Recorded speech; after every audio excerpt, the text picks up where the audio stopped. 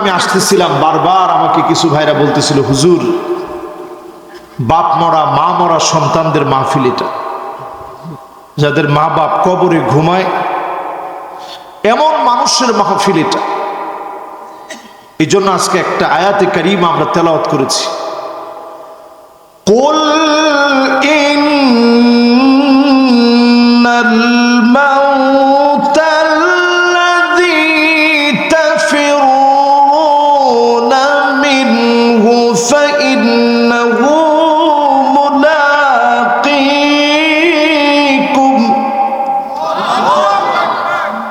সুম্মা তুরাদ্দুনা ইলা আলিমিল গায়বি ওয়াশ-শাহাদা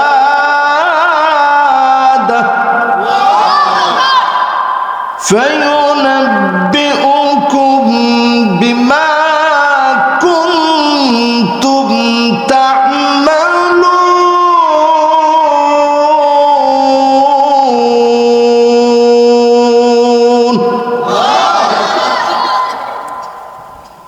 সূরা জুমআ। কোন সূরা? জুম্মা না, ভালো করে কন্ত দিই, একজনের উচ্চারণটা সুন্দর হয়েছে। এবার সবাই মিল্লা কোন? জুমআ। আমরা যে নামাজটা পড়ব ফজরের পরে, নামটা কি? ফজরের পরে এশা পড়বেন, কি পড়বেন? এরপরে কয় জুম্মা বলে, কোন? জুমআ। এই উচ্চারণটা আজকে শুদ্ধ করে শিখেন, এই বসাটা আজকে কাজে লাগবে। কোন? কি? মাশাআল্লাহ। এই যে আলেম ওলামা সবাই সুন্দর করে কইতেছে। এবার সবাই বলেন সূরাটার নাম কি? জুমআ। আবার বলেন কি নাম? আবার বলেন কি নাম? আমরা কষ্ট পাইতেছেন? একটু আপনাদেরকে এই যে মুখে মুখে বলাইছি, সব আছে না ভাই? আল্লাহর হাবিব বলেন, আবু যার শোনো, লা আনতা বুদুয়া ফাতাআল্লামা আয়াতাম মিন কিতাবিল্লাহ খায়রুল লাকা মিন আন তুসাল্লিয়া মিআতা রাকাত।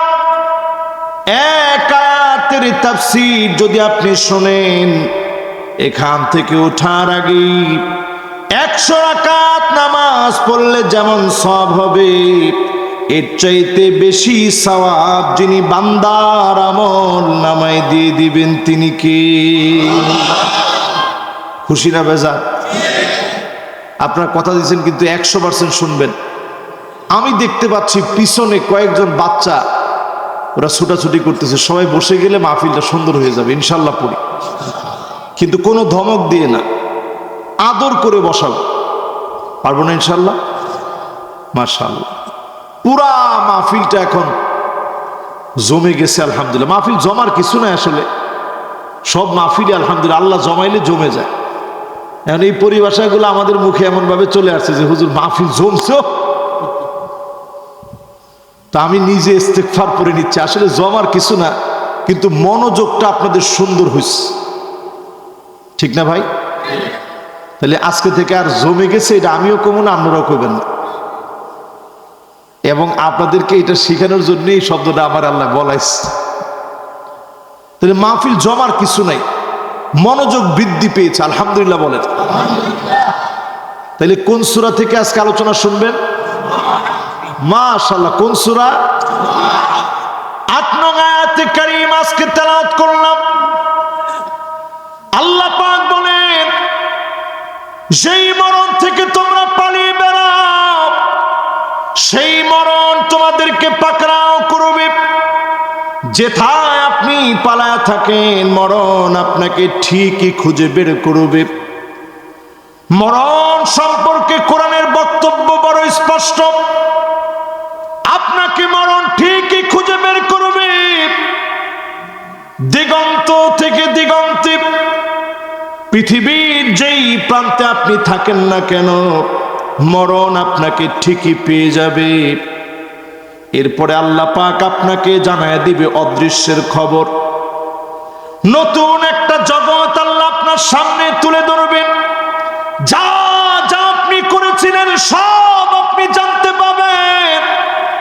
পাই টু পাই যিনি আপনার সামনে তুলে ধরবেন তিনি আমার আল্লাহ।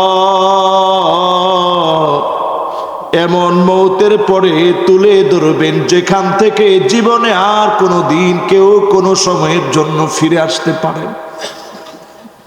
সেই মরণ আমাকে আপনাকে পেয়ে বসবে। মরণ থেকে পালাও তুমি, মরণ তোমায় লইবে ঘিরি। যদিও সুদূর আকাশ পানে লোকাও হেথায় লাগে সেড়ি। এ মহারোগের ঔষধ নাই, চিকিৎসা নাই ধরাতে। কাঁদিয়া কাতর হইলে কি হবে, পারিবে না তারে ফিরাতে। ফিরানো যায় কি ভাই? বলেন যায়? আল্লাহ নবীর কাছে সাহাবায়ে কেরাম মওতের ওয়াজ শুনতে চাইতেন। আজকে আপনারা মাহফিলের নাম দিচ্ছেন ওয়াজ ও দোয়ার মাহফিল। কোনো একজন তো জায়গাও নেই। আইবেন না গেছেন একবারে? ও আচ্ছা, নাতিরে দিয়েই তো যেতেছে। আচ্ছা ঠিক আছে ইনশাআল্লাহ। ছুটি নাই কিন্তু বেশি লম্বা ওয়াজ করবো না। এমন থানা থেকে বলছে হুজুর 11:30টার মধ্যে শেষ। এখন অলরেডি বাজে কয়টা? তাহলে আর 1 ঘন্টা আছে। থানা থেকে মাঝে মাঝে এরকম যদি আমগর একটু সহায়তা করে তাহলে আমগর জন্য ভালোই হয়। আর যদি কয় যে হুজুর ওয়াজ 12টা 1টা 2টা পর্যন্ত চলুক, তো বক্তার অবস্থা শেষ। হ্যাঁ, এই জন্য আমরা ইনশাল্লাহ বেশি রাত করবো না, অল্প সময়ে শেষ করবো ইনশাল্লাহ। কর আপনাকে মনটা কি বেজার হয়ে গেছে? মাশাআল্লাহ।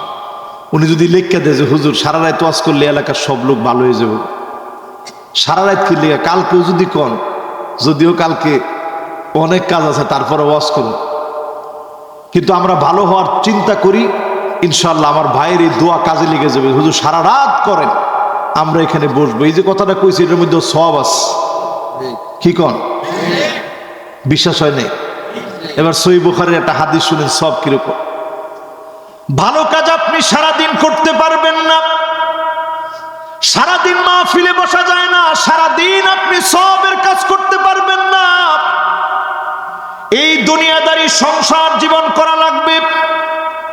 ভালো কাজ করার জন্য শুধু নিয়ত করলেন সারাদিন মাহফিল শুনবেন, সারা রাত ধরে মাহফিল শুনবেন। কাতাবাল্লাহু হাসানাতান কামিলা, কাতাবাল্লাহু লাহু, আল্লাহ তার জন্য লিখে দিবেন। সারা রাত ব্যাপী মাহফিল শুনলে যেমন সওয়াব হতো, 1টা ঘন্টার বিনিময়ে সমান সওয়াব যিনি লিখে দিবেন তিনি কে? তাহলে কথাটা কইয়া সব হয়েছে কিনা? কোন ভাই জানি কইছে? মাশাআল্লাহ। তাহলে আমরা এই কথাটাতে আমরা খুশি। সারা রাতের সব উনিও পাইলো, আপনাদের সবাই আল্লাহ দান করে দিক। পরে না আমিন। সূরাটার নাম কি? কত নাম্বার আয়াত? মাশাআল্লাহ, সুন্দর একটা মনোযোগ আসছে। 8 নং আয়াতে কারিমাতে আল্লাহ বলছেন যেথায় থাকো মৌত তোমাদেরকে পাবে। মৌত হচ্ছে আল্লাহ পাকের একটা অর্ডার, মাত্র অর্ডার হতে দেরি হবে। 1 মুহূর্তে লাখ লাখ মানুষের মৃত্যুর পয়গাম হবে। মালাকুল মউত ক্লান্ত হবে না, কারণ মালাকুল মউতকে আল্লাহ এত বড় বানিয়েছে।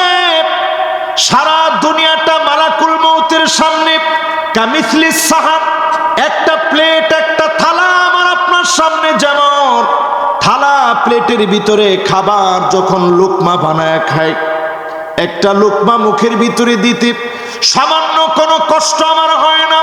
থালার ভিতরে লোকমাগুলো মুখের ভিতরে যেইভাবে দেই, আমার আপনার সামনে প্লেট থালা যেমন ছোট, 7 আসমান 7 জমিন মালাকুল মউতের সামনে এত ছোট। সুবহানাল্লাহ জোরে কোন, আল্লাহু আকবার জোরে বলেন। মালাকুল মউতের সামনে 7 আকাশ 7 জমিন এত ছোট। আল্লাহ পাক সব কিছুর মৃত্যু দিবেন। আরশ আজিম বহন করে যেই ফেরেশতারা, কত বড় একটু চিন্তা করেন। এই যেমন আমার হাতে একটা গ্লাস, এই গ্লাসের ভিতরে সামান্য একটু পানি নিয়েছি। এই যে দেখেন আমার নখের উপরে একটুখানি পানি রাখছি। মেম্বার সাহেব দেখছেন পড়ছে না আছে? মেম্বার সাহেব কইছে পরে নাই। আপনারা কি কোন পড়ছে না আছে? ও দেখা যায় না তো। দেখছেন এই যে দেখেন একটু ছোট্ট এক ফোঁটা পানি দেখা যায়। অনেকে উৎকায় দেখতেছে কি ও হুজুরে কি পানি দেয় দেশ। সবাই দেখেন নাই তো না? এখনো দেখেন নাই? সামান্য এক ফোঁটা পানি কেমনে দেখবেন? আল্লাহর আরশে আজিমের খুঁটি ধরে রেখেছে যেই ফেরেশতারা, এত বড় ফেরেশতা, তাদের আঙ্গুলের নখের সামনে এই পৃথিবীর সমুদ্র, মহাসমুদ্র, নদী, পুকুর, নালা সব কিছুর পানি যদি রেখে দেওয়া হয়, একটা ফোঁটার মতো হবে, আঙ্গুল থেকে গড়া পড়বে না। আমার আঙ্গুলের সামনে এক ফোঁটা পানি রেখেছি, গড়া গড়া পড়ে যাচ্ছে, এতটুকুনো হবে না। এত বড় ফেরেশতাদেরও মালিক যিনি, তিনি কে? আল্লাহ বলবে মালাকুল মউত, এই ফেরেশতাদেরকে মৃত্যু দাও। এই ফেরেশতাদের মৃত্যু হয়ে যাবে। এই ফেরেশতাদের মৃত্যু যখন হয়ে যাবে, সব সম্মানিত ফেরেশতাদের মৃত্যু হয়ে যাবে, শুধু বাকি থাকবে